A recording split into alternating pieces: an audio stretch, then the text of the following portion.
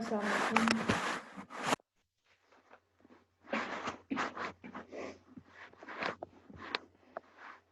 Okay बच्चे, start करते हैं आज के लेक्चर। पॉजिटिव साइकोलॉजी हमने कुछ स्लाइड्स हमने पढ़ी हुई थी, थोड़ा सा इसको रिव्यू देते हैं कि पॉजिटिव साइकोलॉजी बेसिकली है क्या।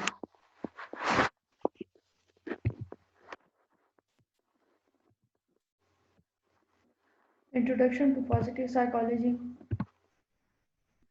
हमने ये स्टेप्स डिस्कस किए थे, 7 steps to happiness.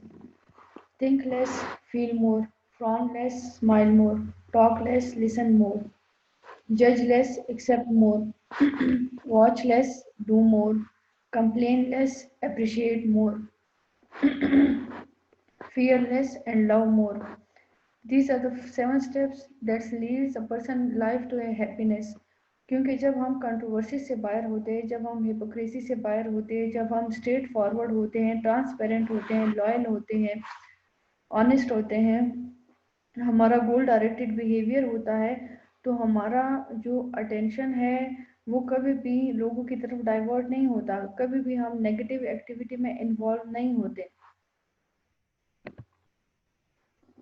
Positive psychology is the scientific study of what enables individual and communities to thrive. अब positive psychology, as the names indicate, psychology क्या है? Combination of two words हैं, psyche and logo. So it's the study of mind and behavior, mind and soul, and affected those affecting behavior. So this is what we call the psychology. And positive, as the name indicate, positive का मतलब है कि हर एक चीज़ आपने ऐसा optimistic देखनी है। एक हमारा पेसिमिस्टिक है, एक हमारा ऑप्टिमिस्टिक है, एक हमारा रियलिस्टिक है। अब ऑप्टिमिस्टिक वो लोग होते हैं बच्चे जो कि नेगेटिविटी में भी पॉजिटिविटी को सर्च करते हैं, नेगेटिव इवेंट्स में भी, नेगेटिव सिनेरियोज में भी कोई ना कोई ऐसा पॉइंट निकालते हैं जो कि पॉजिटिव हो। एंड पेसिमिस्टिक वो लोग होते हैं जो अच्छाई में बुराई को देखते हैं। So positive psychology is all about to make individual happy, to make individual enables to communicate in their surroundings, in their environment, in their social circumstances in a good way, in a healthy way. Healthy way means कि वो खुद relax हो, वो खुद stable हो, तो वो अगले को रिलैक्स कर पाएगा। रिलैक्सेशन डजंट मीन्स कि वो फिजिकल हो, रिलैक्सेशन आपका मेंटल भी हो सकता है, आपका स्पिरिचुअल भी हो सकता है। जब आप किसी के अफेयर्स में इंटरफेयर नहीं करते, तो मीन्स कि आप अगले को रिलैक्सेशन प्रोवाइड कर रहे हैं।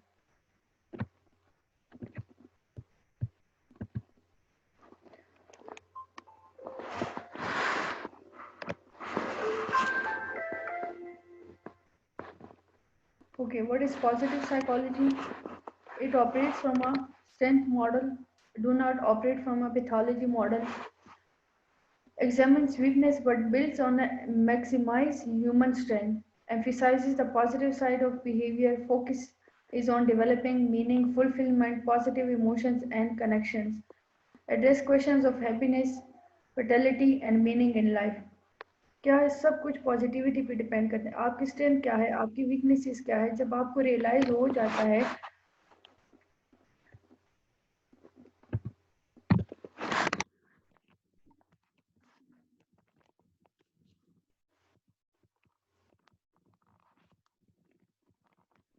आपको रियलाइज हो जाता है कि आपकी स्ट्रेंथ क्या है, आपकी वीकनेसेस क्या है, देन आपके लिए लाइफ जो है वो इजी बन जाती है। इजी इन सेंस कि आप कन्फ्रंटेशन कर सकते हैं। जब आपको पता होता है कि आपसे क्या एक्सपेक्टेशन की जा रही है, आपसे क्या डिमांड किए जा रहे हैं, then you people are able to act according to fulfil the expectation. लेकिन जब आपको नहीं पता कि आपसे क्या एक्सपेक्टेशन हो रही है, देन आप कोई भी एक्ट नहीं कर सकते। आप कोई भी अपना जो टास्क है, अपना जो गोल है, वो कभी भी अचीव नहीं कर सकते until and unless कि आपको पता हो कि आपकी सोसाइटी, आपकी सराउंडिंग्स, सॉरी आपकी सोसाइटी, आपकी सराउंडिंग्स आपसे क्या डिमांड कर रहे हैं। क्लियर? हिस्ट्री हमने पढ़ी थी वर्ल्ड वॉर 2 से पहले Positive psychology is only used for curing mental illnesses, making people as more productive and fulfilling, identifying and nurturing talent.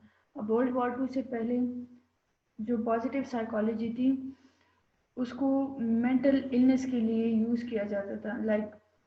हमने डिस्कस किया था ईवल पोजेशन का कि लोगों वो समझते थे कि यार लोगों पे जो जिन्नात आ गई हैं, हालांकि वो कन्वर्जन या हिस्टोनिक या इस तरह के कुछ केसेस होते थे, तो वो सिटी से बाहर उनके लिए एक रूम या एक हॉल सा बना हुआ होता था, वहाँ पे ले जाती थी और प्रीस्ट उनके स्कल में लाइक अ डक एग इतना बड़ा होल कर देते थे और कह देते थे कि इवल स्पिरिट्स जो हैं वो बाहर चले गए, जिस्म से निकाल दिए गए। अब डेफिनेटली अब स्कल में इतना बड़ा होल होगा तो वो बंदा तो ख़त्म हो जाएगा ना, वो जिंदा तो नहीं बचेगा।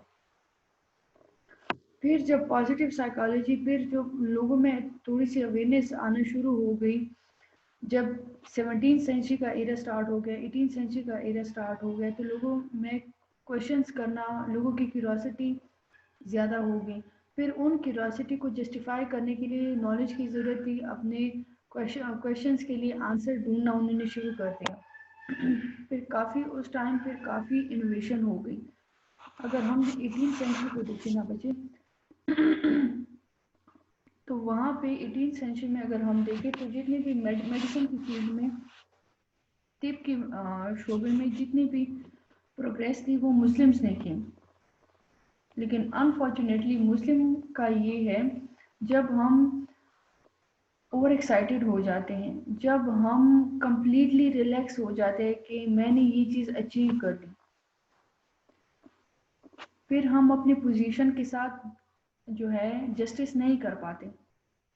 हम अपने स्टेटस के साथ अपनी रिस्पॉन्सिबिलिटी को मैच नहीं कर लेते। यही वजह होती है कि हमारी जो पोजीशन होती है, हमारा जो स्टेटस होता है, हमारी जो डिग्निटी होती है वो हमसे चली जाती है। क्यों? क्योंकि हम बहुत ज़्यादा आराम पसंद बन जाते हैं। हम कहते हैं जो हम चाहते थे, जो हमें मिलना था वो हमें अचीव हो गया।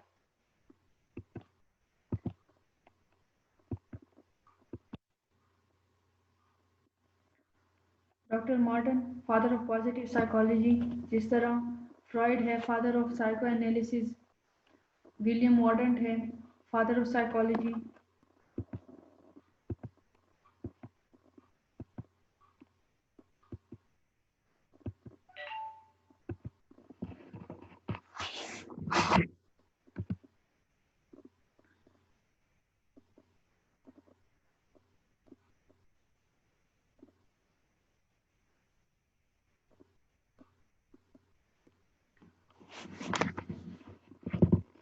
ओके जी, आज का जो हमारा टॉपिक है, this is about 24 strengths identified for your happiness.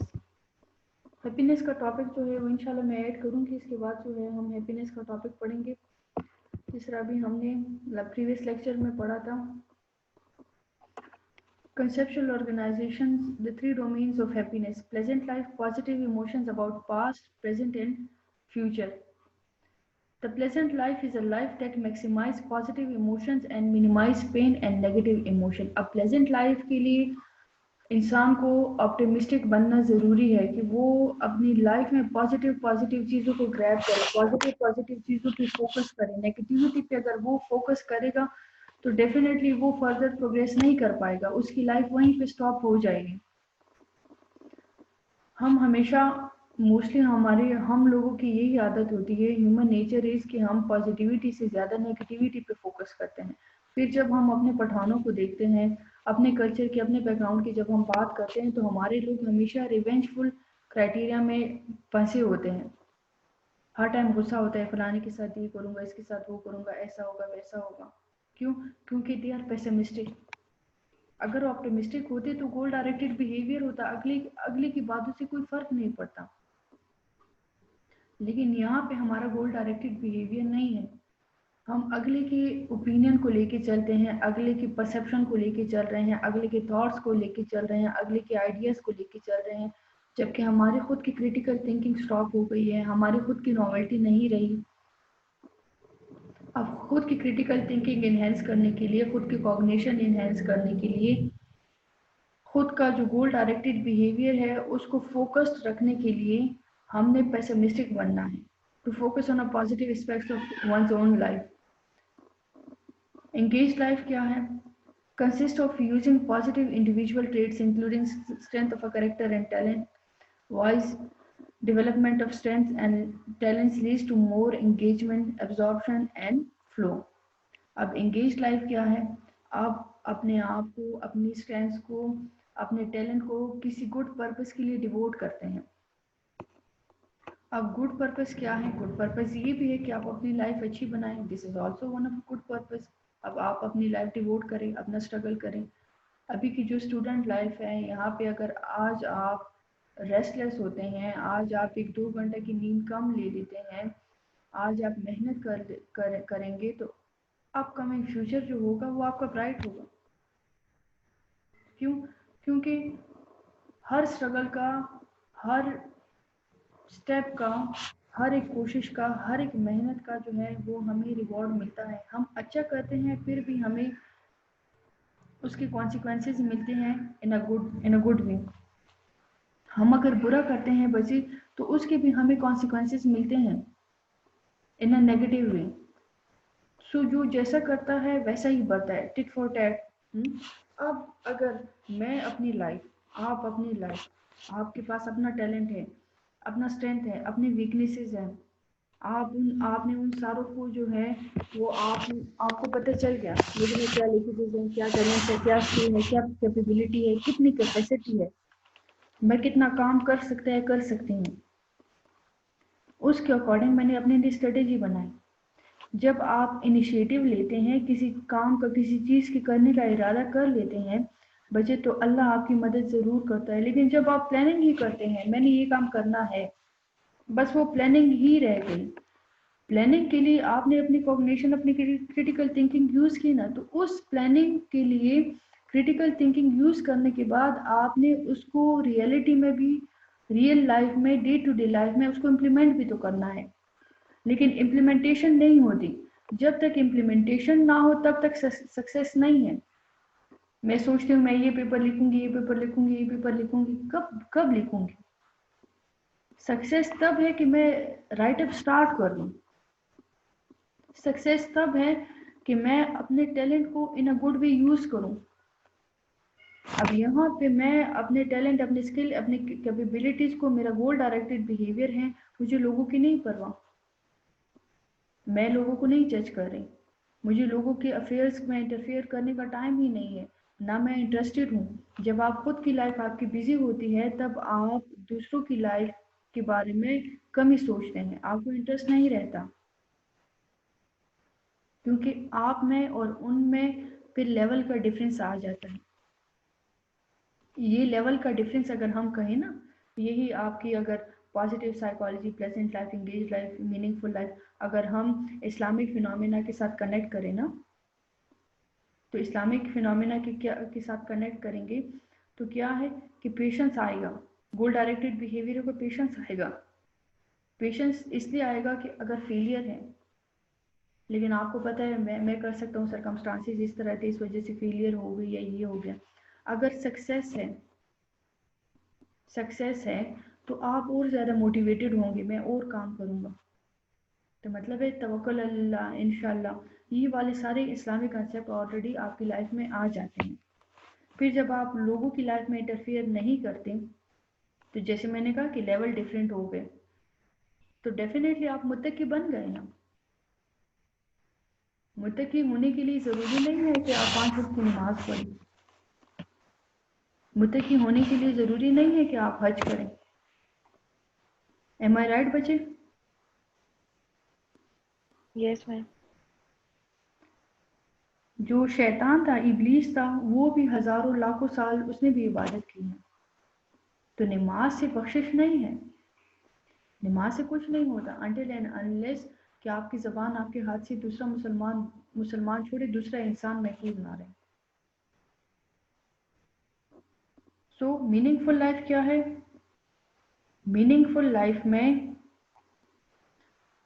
आप जो सर्विंग प्रोवाइड कर रहे हैं, जो आप अपनी सर्विसेज प्रोवाइड कर रहे हैं, जो आपकी लाइफ का जो जो एक कंक्लूजन है, एक समराइजेशन है, आप उस पे एग्री हैं, जिसको हम सेल्फ एस्टीम या सेल्फ एक्चुअलाइजेशन कह सकते हैं ना, to give respect and to gain respect and self actualization. आपने अपनी लाइफ के लिए बहुत कुछ किया जो आपने करना था, now it's a time to devote your self to your society. आप अपनी सोसाइटी के बेटरमेंट के लिए भी कुछ करें, साइड बाय साइड अपने लिए भी करते जाएं, लेकिन सोसाइटी के लिए भी आप करें। आप देखिए कि मैंने प्रीवियस पास्ट जो लाइफ गुजारी है, मैंने क्या किया है, क्या मेरी अचीवमेंट है, क्या मेरे लीकेजेस है, क्या मेरी फेलियर है। अभी आप जिस स्टेज पे हैं, आप अपने से छोटे बच्चे को देखिए जो 8 में है, 9 में है, 10th में है। ये 8, 9, 10th वाला फेज आप भी गुजार चुके हैं। अब 8, 9, 10th वाले फेजेस में क्या क्या क्राइसिस होते हैं, क्या क्या परेशानियां होती है, क्या क्या टेंशन होती है, किस बात को हम और एग्जेजरेट कर लेते हैं।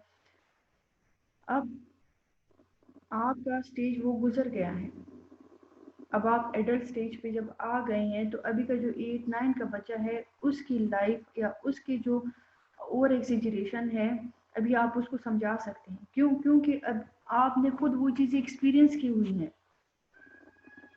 तो सेल्फ एक्चुअलाइजेशन एक्चुअली है कि सेल्फ एक्चुअलाइजेशन यही है कि आपने जो एक्सपीरियंस किया हुआ है, आपने जो देखा हुआ है, आप उसको इन अ गुड वे अब यूटिलाइज करें for the sake of betterment of your society.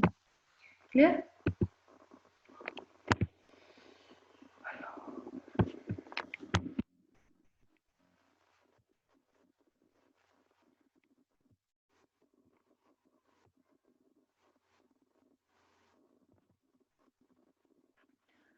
24 strengths identified, wisdom and knowledge।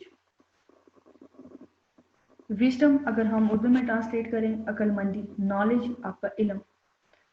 अब विजडम एंड नॉलेज दोनों ही कॉग्निशन से रिलेटेड है, आपका कॉग्निटिव क्राइटेरिया है। अब कॉग्निशन में दुनिया जहान की चीज़ें आ सकती हैं, आपकी क्रिटिकल थिंकिंग, आपकी नोवेल्टी, आपका फ्लाइट एंड फाइट रिस्पॉन्स, आपकी रीजनिंग पावर, आपकी जजमेंट, आपकी एवोल्यूशन, ये सारे जो इम्प्लिकेट आपकी स्ट्रेंथ्स हैं जो विजिबल नहीं है, this is what we call cognition. अब विजडम एंड नॉलेज, अब किसी को तो नहीं पता ना कि आप माशाल्लाह से कितने सारे अक्लमंद हैं, लेकिन जो आप स्टेप लेते हैं, जो आप इनिशिएटिव लेते हैं, जो बिहेवियर आप परफॉर्म करते हैं, अब विजडम क्या है, उसके बेसिस पे आपका एटीट्यूड बनेगा। एटीट्यूड मतलब लाइक वो एटीट्यूड जो आपकी फैमिली, आपके फ्रेंड्स, आपका इन्वायरमेंट, आपका वर्क प्लेस इन्वायरमेंट, आपका होम, आपकी इकोनॉमिकल कंडीशन, जो आइडियाज़, आपका पास्ट एक्सपीरियंस, जो आइडियाज़,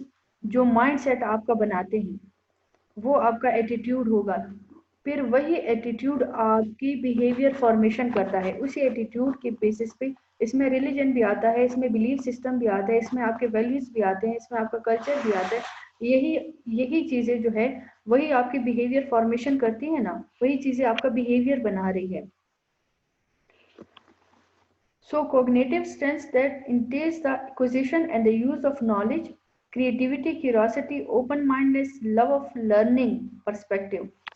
अब कॉग्निटिव स्ट्रेंथ में क्या, एक्विजिशन, हासिल करना।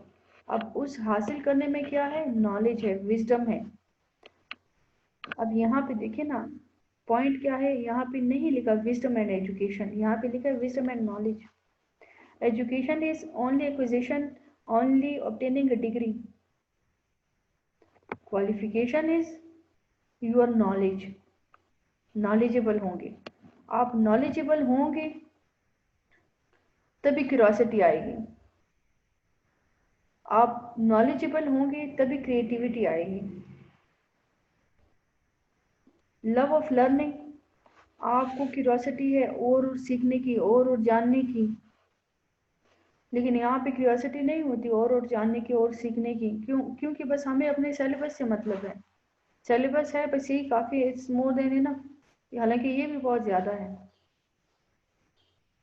अब पहले का जो नॉलेज था, प्रीवियस जो नॉलेज होता था, पहले के जो लोग थे वो वाइज लोग थे, विजडम थी, विजडम के साथ उनका नॉलेज था। अब यहाँ पे हम जो लोग हैं, हम में विजडम बहुत कम है। हम क्या कहते हैं, hard work. Hard work, wisdom हमारा क्या हो गया, हार्ड वर्क में कन्वर्ट हो गया, नॉलेज हमारा एजुकेशन में कन्वर्ट हो गया। अब डिग्री लेने के लिए तो मेहनत करते हैं ना, वो मेहनत हमारी मेजॉरिटी 99.9% हमारी रोड मेमोराइजेशन होती है। ओपन माइंडनेस, इसका मतलब ये नहीं है कि आप अपने इस्लामिक बाउंड्रीज को, अपने कल्चर की बाउंड्रीज को क्रॉस कर दें। इसका मतलब ये है कि आप हर एक आइडिया को, हर एक आइडियोलॉजी को विद ओपन हार्ट एक्सेप्ट करें। कैसे एक्सेप्ट करेंगे? अगर लेट सपोज हमारे यहाँ ये फिनोमिना ज़्यादा होता है, जब इस्लाम की बात आती है, जब रिलीजन की बात आती है, तो लोग मरने मारने पे आ जाते हैं। जैसे अभी कुछ दिनों पहले ये जो फुल कंट्री में प्रोटेस्ट हो रहे थे ब्लास्फेमी के बेस पे कि मोहम्मद सल्लल्लाहु अलैहि वसल्लम की शान में गुस्ताखी हुई है, काफ़ी एक लंबा चौड़ा सीन क्रिएट हुआ था, दुनिया जहान के लोग सड़कों पे निकल आए। तो ये तो ओपन माइंडनेस नहीं है ना, ये तो नैरो थिंकर है। 5 वक्त की नमाज इनमें से मेरे ख्याल से कि 50 बंदे भी नहीं पढ़ते होंगे, तो फिर दावा करते हैं कि मोहम्मद सल्लल्लाहु अलैहि वसल्लम से प्यार करते हैं। प्यार ये नहीं है बच्चे, प्यार ये है कि हम जिससे प्यार करते हैं हम उसके उसके रूल्स रेगुलेशन को फॉलो करते हैं, उसकी खुशी के लिए कुछ भी कर सकते हैं, लेकिन हम यहाँ पे नहीं है, यहाँ पे हमारा शो ऑफ है। ओपन माइंडनेस, जो ब्लास्फेमी हुई, जो भी हुआ, whatever the foreigner did, तो हमने क्या करना है, हमने अपने अमल के जरिए ये प्रूव करना है कि मुस्लिम एक ऐसी कौम है, मुस्लिम जिसको फॉलो करते हैं वो वाकई में एक अजीम शख्सियत है। मुसलमान मुसलमान नहीं रहे तभी तो अगले को मौका मिला ना। जब आप कोई अच्छा काम नहीं करते, जब आप लोगों को खुद मौका दें कि आओ मेरी पीठ पीछे बातें करो, बैक स्टैबिंग करो, बैक बाइटिंग करो मेरी, तो डेफिनेटली लोग तो करेंगे। लेकिन जब आप रिजिड रहेंगी, आप अपनी पोजीशन पे एक्टिव रहेंगी, आप अपनी बाउंड्रीज को वायलेट नहीं करेंगी, तब आप स्टेबल रहेंगी, तब किसी को हिम्मत नहीं होगी। लेकिन जो कि हम जो होते हैं, हम हमारा जो एटीट्यूड फॉर्मेशन होता है वो ज़्यादातर हमारा रिलीजियस बिलीफ के बेसिस पे होता है, हमारे वैल्यूज़ के बेसिस पे होता है, हमारे कल्चर के बेसिस पे होता है। Clear? Yes, courage, ma'am. Yes, ma'am. Good, thank you. Courage will be to accomplish goals in the face of opposition, bravery, persistence, integrity, vitality। अब करेज क्या है? हमने करेज को ये बनाया हुआ है कि अगर किसी औरत के साथ किसी मर्द ने बदतमीजी कर दी तो उसको थप्पड़ लगाओ। यार वो औरत तो बड़ी बहादुर है, फलाने को बाजार में एक एक जबरदस्त तमाचा मारो। No, this is not a courage. क्यों? सिर्फ सारी बाजार में सिर्फ उसी औरत को क्यों टारगेट किया? कुछ दिनों पहले, करीबन 2-3 दिन पहले, अमेरिका में एक लेडी के फेस पे जो है एसिड अटैक हुआ था, तो उसका सारा फेस जल गया था, आईज उसकी ख़राब हो गई थी। वो मुस्लिम थी और यूएस की रेजिडेंट थी, ना सब रोक रहे। अब वहाँ पे मुस्लिम जो है उन्होंने प्रोटेस्ट स्टार्ट कर दी। यार मुस्लिम कम्युनिटी पे ये सब कुछ हो गया, जीनोसाइड। जीनोसाइड का मतलब ये है कि एक स्पेसिफिक कल्ट, एक स्पेसिफिक कम्युनिटी को टारगेट करना, हालांकि ये जीनोसाइड का केस नहीं था। अब जीनोसाइड में क्रिश्चियंस भी आते हैं, ईसाई भी आते हैं, बुद्धिस्ट भी आते हैं, डिफरेंट लोग आते हैं, तो सिर्फ उस लड़की पे क्यों किया? सोचने वाली बात है ना। क्यों? क्योंकि हम कहीं ना कहीं इस इंसिडेंट, जिसके साथ इंसिडेंट हुआ होता है, वो कहीं ना कहीं उस इंसिडेंट के साथ उसकी हिस्ट्री जुड़ी हुई होती है। ये नहीं होता कि कोई भी आ गया और आपको कुछ भी कह के चला गया, किसी को भी देख लिया आपने और आपने थप्पड़ मार दिया। No, this isn't bravery, this is बेहयाई। ब्रेवरी क्या है? आप इतनी स्ट्रॉन्ग बाउंड्रीज बनाए बच्चे कि कोई उस बाउंड्रीज को क्रॉस ना करे। आप अपने गोल डायरेक्टेड बिहेवियर में, अपने पेशेंस में, अपने स्ट्रगल में इतना परसिस्टेंट रहे कि अगला आपको ओबे करने के लिए कंपेल हो जाए। आपने अपने गोल डायरेक्टेड बिहेवियर पे ही फोकस करना है। गोल डायरेक्टेड बिहेवियर आपका क्या होगा? जब आप अपनी स्टडीज तक लिमिटेड रहते हैं, अपनी बाउंड्रीज, अपने पर्दे तक लिमिटेड रहते हैं, फिर लाइफ इजी है। लेकिन मैं अपनी स्टडीज तक नहीं लिमिटेड हूँ, मुझे हर तरह की डिज़ाइन चाहिए, हर तरह की मैंने नेट सर्फिंग करनी है, हर एक चीज़ मैंने देखना है, तो इंटीग्रिटी मेरी कहाँ गई? कहीं पे भी नहीं। फिर हम कहते हैं कि अगला अच्छा नहीं है। हम खुद अच्छे नहीं होते जब तक हम खुद के साथ लॉयल नहीं होते, हमारा करेजियस बिहेवियर नहीं होता। करेज ये होनी चाहिए कि मैं अपने स्टेप पे, अपने गोल्स के लिए मैं परसिस्टेंट रहूँ। ये करेज है, ये मेरी ब्रेवरी है। करेज आपका ये है कि जब आप सुबह यूनिवर्सिटी के लिए घर से निकलती हैं तो आप सिर्फ यूनिवर्सिटी ही आए। करेज आपका ये है कि आप डायरेक्ट यूनिवर्सिटी के ख़त्म होने के बाद अपने घर ही जाएं। ये आपका करेज है, ये आपका परसिस्टेंट एटीट्यूड है, ये आपकी इंटीग्रिटी है। बहुत से स्टूडेंट्स को देखा, बहुत से बच्चे और बच्चियों को देखा, आते यूनिवर्सिटी के लिए, होते यूनिवर्सिटी में नहीं है, बड़े बड़े केसेस कर जाते, मैडम ये हुआ, मैडम वो हुआ, मैडम ये हुआ। फिर रिलेशनशिप इश्यूज के साथ, डिप्रेशन के साथ आ जाते हैं। काउंसलर करें, थेरेपी करें। अब काउंसलिंग और थेरेपी जानबूझ के की गई गलती के लिए थोड़ी होती है। यहाँ पे हमारा क्या है? यहाँ पे हमारी विजडम नहीं है। विजडम होती ना तो कभी भी हमें काउंसलिंग की ज़रूरत ना पड़ती। अगर विजडम होती, हम अपनी परसिस्टेंसी को पहचान सकते, अपने गोल्स को समझ सकते, अपनी ब्रेवरी को अंडरस्टैंड कर सकते। करेज का जो ट्रू एसेंस ऑफ मीनिंग है वो हमें पता होता। नॉलेज क्या है, कैसे गेन करना है। मुझ पे ट्रस्ट किया गया है, घर वालों ने किया हुआ है, मैं घर से बाहर निकलती हूँ तो मेरी रिस्पॉन्सिबिलिटी है कि मैं घर से निकलूँ, सिर्फ यूनिवर्सिटी आऊँ, यूनिवर्सिटी से मैं डायरेक्ट घर जाऊँ। That's it. अगर लाइफ हमारी यहाँ तक लिमिटेड होगी ना तो ये सबसे बड़ी हैप्पीनेस है हमारी लाइफ की। ओके जी, humanity, interpersonal strengths that involve tending and befriending others, love, kindness, social intelligence. अब social intelligence, love, kindness, humanity. अगर ह्यूमैनिटी को हम कहें ना हकूक़ुल इबाद, हकूक़ुल इबाद है, किसी को समझ ही नहीं आएगी।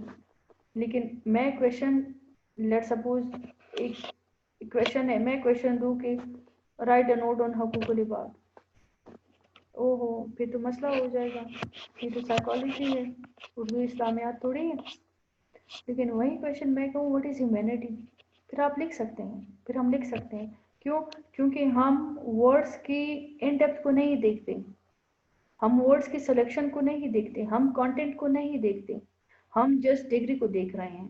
दूर से हमें डिग्री नज़र आ रही है, बस इस तक पहुंचना है। अभी जो मैं लिख रहा हूँ, जो मैं पढ़ रहा हूँ, जो मैं कर रहा हूँ, मुझे इससे कोई मतलब नहीं है। पहली ह्यूमैनिटी क्या है? पहला हुक्कुल इबाद क्या है? To serve your own self. खुद की मदद करें, अपने आप की मदद करें। जब तक हम खुद की मदद नहीं करते, अपने आप की मदद नहीं करते, तब तक हम दूसरों के लिए कुछ नहीं कर सकते। इंटरपर्सनल रिलेशनशिप क्या? आपका लेट सपोज आप कहीं पे जॉब कर रहे हैं, अब जॉब जब कर रहे हैं तो वर्क प्लेस इन्वायरमेंट पे politics is mandatory. Work place पे पॉलिटिक्स का होना मैंडेटरी है, ज़रूरी है। PNP, the use of PNP, power and politics. अब पॉलिटिक्स तब होती है when one aspires to achieve something that is beyond his or her capacity in a shorter span of time। तो बच्चे पॉलिटिक्स स्टार्ट हो गया। उस बंदे को भी आपकी पोजीशन चाहिए, उस बंदे को भी आपकी तरह प्रेस्टीज चाहिए, उस बंदे को भी आपकी तरह नॉलेज चाहिए, उस बंदे को भी आपकी तरह डिग्निटी, इंटीग्रिटी चाहिए। लेकिन वो खुद करेगा कुछ नहीं। अब यहाँ पे वर्क प्लेस पॉलिटिक्स स्टार्ट होगी। जितना जितना पॉलिटिक्स ज़्यादा होता जाता है, क्या है, मुनाफकत जितनी जितनी ज़्यादा होती जाएगी तो आपका लोगों पे भरोसा ख़त्म होता जाएगा। आपको लगेगा कि जैसे मैंने इसके साथ किया, ये भी मेरे साथ करेगा। क्यों? क्योंकि जिस तरह हम खुद होते हैं, इसी तरह हमें अगला भी उसी तरह लगता है।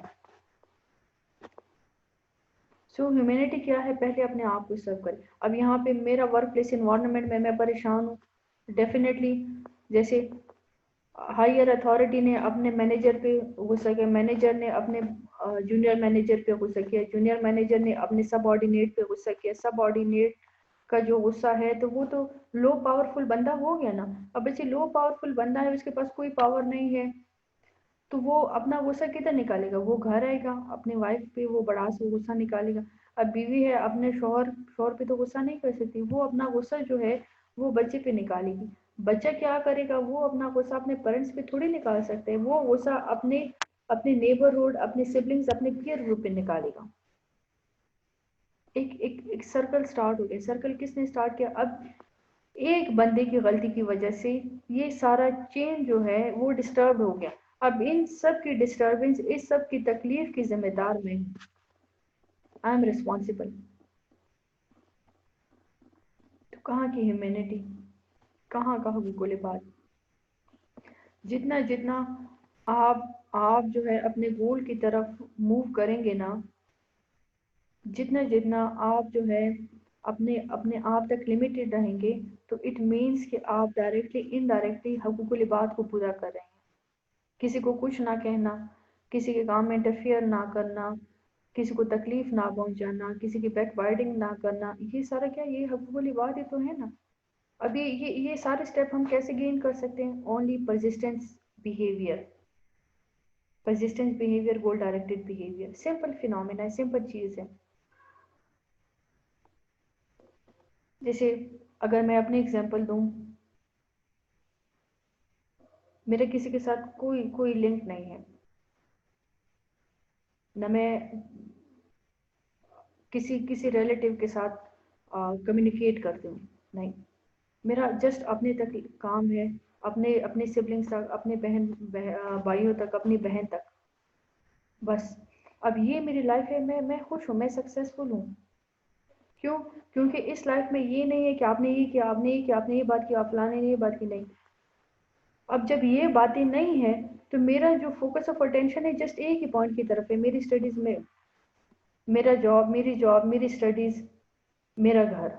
सिंपल, ये मेरी लाइफ है। अब इस लाइफ में क्या है? इस लाइफ में मैं ह्यूमैनिटी को भी कंप्लीट कर रही हूँ, फुलफिल कर रही हूँ। क्यों? क्योंकि फेक फेक रिलेटिव जो है उससे दूर रहना ही इज बेटरमेंट। करेज मेरा क्या है कि मैं, मेरा परसिस्टेंट बिहेवियर है। विजडम मेरा क्या है? यहाँ पे विजडम, हार्ड वर्क नहीं, विजडम, कि मैंने सिनेरियो को अंडरस्टैंड किया। अंडरस्टैंड करने के बाद नॉलेज क्या है? कॉग्निटिव स्ट्रेंथ, मैंने इनिशिएटिव्स लिए, बन गई ना एक लाइफ थ्योरी।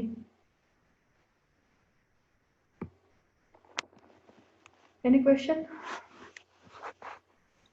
No ma'am. और हो रहे होंगे, है ना? नहीं नहीं।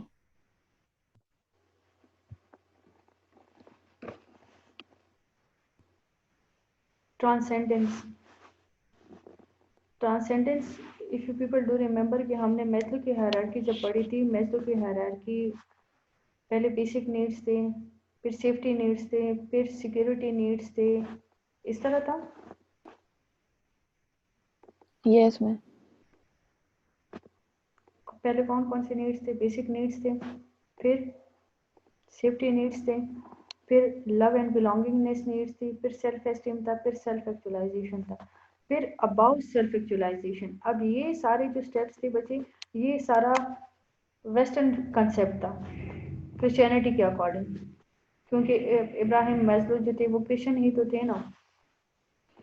फिर इस्लामिक फिनोमेना के अकॉर्डिंग सेल्फ एक्चुअलाइजेशन के ऊपर भी एक स्टेप है जिसको हम ट्रांसेंडेंस कहते हैं।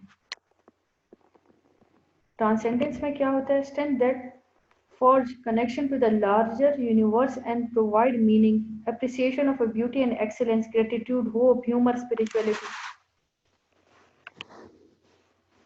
अब जैसे मैंने कहा कि अभी हमने एक लाइफ थ्योरी बनाई, हमने डिस्कस किया ह्यूमैनिटी। अब ट्रांसेंडेंस क्या है?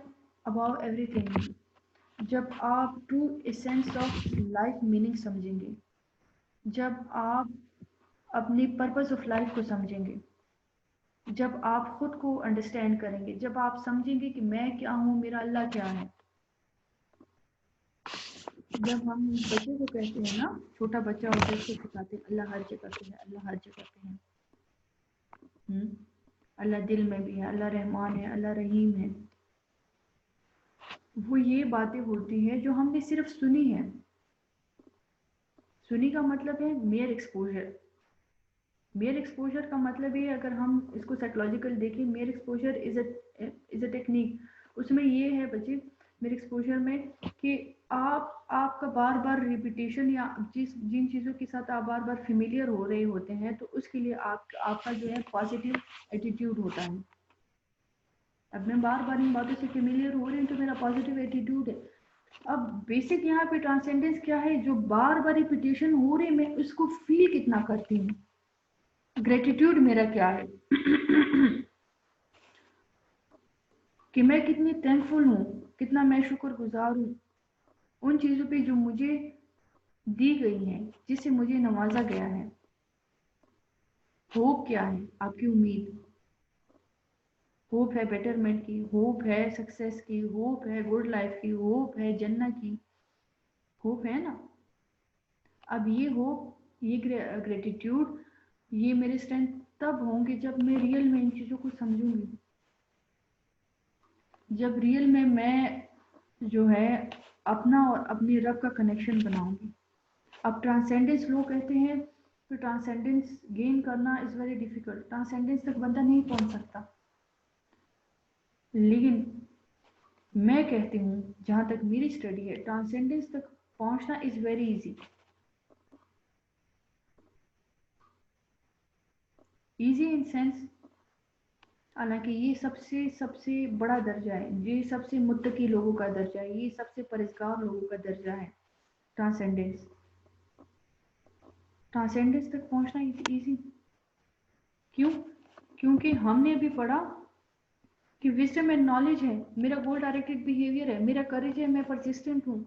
मेरी ह्यूमैनिटी क्या है कि मैं अपने इंटरपर्सनल रिलेशन के साथ जस्टिस करूँ। अब यहाँ पे मेरा सारा क्राइटेरिया स्मूथली जा रहा है। रह गई नमाज, रह गया रोज़ा ज़कात।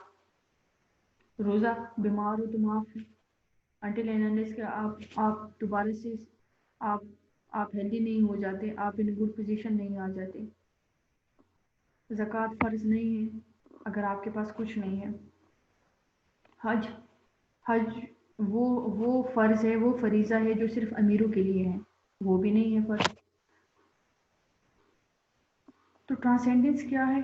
जब आपका माइंड रिलैक्स होता है, आपके पर्सनल इशू नहीं होते, आपके गोल डायरेक्टेड बिहेवियर होता है, आप अपने गोल्स को अचीव कर रहे होते हैं, आपका एम्बिशन लेवल ज़्यादा होता है, आप मोटिवेटेड होते हैं, तो आप जो नमाज पढ़ेंगे उसमें आपको इतना सुकून मिलेगा जितना एक मौलवी को नहीं मिलेगा।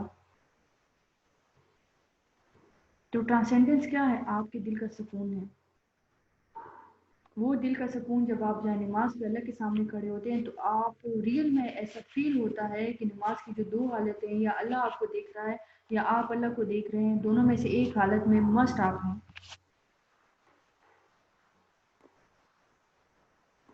Clear? Yes ma'am. Justice, civic sense and underline healthy community life. Civic sense आपका जो सोशल लाइफ है, जो रूल्स रेगुलेशन बनाए गए हैं सोसाइटी को बेटर ग्रूम करने के लिए, सोसाइटी से नेगेटिविटी निकालने के लिए, सोसाइटी को ग्रूम करने के लिए। अब इन चीज़ों में जस्टिस ज़रूरी है। जस्टिस का अगर हम उर्दू ट्रांसलेशन करें सॉरी,